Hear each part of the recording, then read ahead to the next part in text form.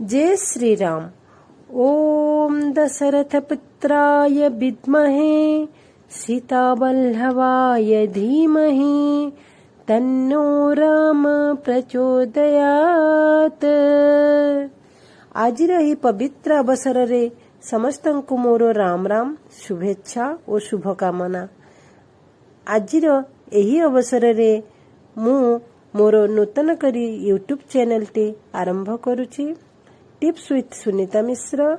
आपनकु जदि मोर channel T भल लगे ताहले निश्चित भाबरे लाइक शेयर एंड सब्सक्राइब करिवे। आज आम समस्तंक पई बहुत बड़ दिनटी।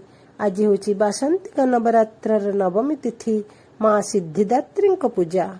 माँ दुर्गांकर 9टी स्वरूप यथा शैलपुत्री, ब्रह्मचारिणी, चंद्रघंटा, कुष्मांडा, स्कंदमाता, कात्यायनी, कालरात्रि, महागौरी और सिद्धिदात्री। आज होची मांकर नवम स्वरूप माँ सिद्धिदात्रींकर पूजा। आज माँ को पूजार्चना कले समस्त मनोकामना सिद्ध हुए बोली आमर विश्वास रही। आज मध्य आहुरी गोटे बड़ पर्व महानवमी। कहीं चैत्र मास शुक्ल पक्ष नवमी तिथि होची मर्यादा पुरुष श्री रामचंद्रंकर जन्मदिन। स्वयं नारायण तांकर सप्तम अवतार रूपे चैत्र मास शुक्ल पक्ष नवमी तिथि पुनर्वसु नक्षत्र रे राजा दशरथ और माता कौशल्यांक औरसरु अयोध्या नगरी रे सूर्यवंश रे त्रेता युगरे जन्म ग्रहण करथिले। जेतेबेले संसार रे धर्मर ग्लानि घटे सेतेबेले स्वयं नारायण धर्मर रक्षा और अधर्मर विनाश उद्देश्य धरापृष्ठ रे अवतरण करंती। अयोध्यार राजा दशरथ अपुत्रिक थिबारु सबुबेले चिंतित रहुथिले। थरे से पुत्र कामना करी कुलगुरु वशिष्ठଙ୍କ पाखକୁ ଯାଇଥିଲେ।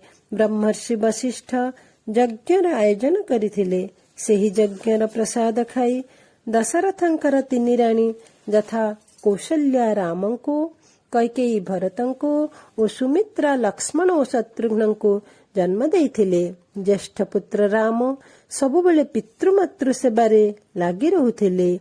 से राजपद त्याग करी पितृसत्य पालन करिबा पई जानकी और लक्ष्मणंक सहित वनवास करथिले। रामायण वर्णना करिबा तो बहुत लंबा समय नेब। एनु एक श्लोकी रामायण मु आपण मानंको कहिबी। आद्य राम तपोवनादिगमनं हत्वा मृगकञ्चनं वैदेही हरणं जटायुमरणं सुग्रीव सम्भाषणं बाली निर्दलनं समुद्रतरणं लंकापुरी दहनं पश्चाद् रावण कुंभकर्ण निधनं एतद्धि रामायणम्। तेबे बहुत असुर निधन करी दुर्गांको पूजार्चना करी दशशिर लंकेश्वर रावण को संहार करी सीतांको नहीं अयोध्या को फेरीथिले ओ अयोध्यार राजा होइथिले। से प्रजा मंगलकारी राजा थिले एवं तांको शासन काल रे से बहुत भल भाबरे राज्य शासन करुथिले। तेबे आजिर ही पार्वण अवसर रे भक्ति भावर सहित श्री रामंको तुलसी अर्पण करी पूजार्चना करिबा ओ तांकर आशीर्वाद लाभ करिबा आजिर दिनटी मध्य महासंयोगते। काहेकि ना राम जब जन्म होइथिले चैत्र मास शुक्ल पक्ष नवमी तिथि रे पुनर्वसु नक्षत्र पड़िथिला और बहुत दिन परे आजिर एही दिन रे पुनर्वसु नक्षत्र पड़ुची। ओ पुनर्वसु नक्षत्रर स्वामी होउछंती ग्रह बृहस्पति। आज मध्य बृहस्पतिवार पड़िथिबारु एहार बहुत गुरुत्व रहिछि।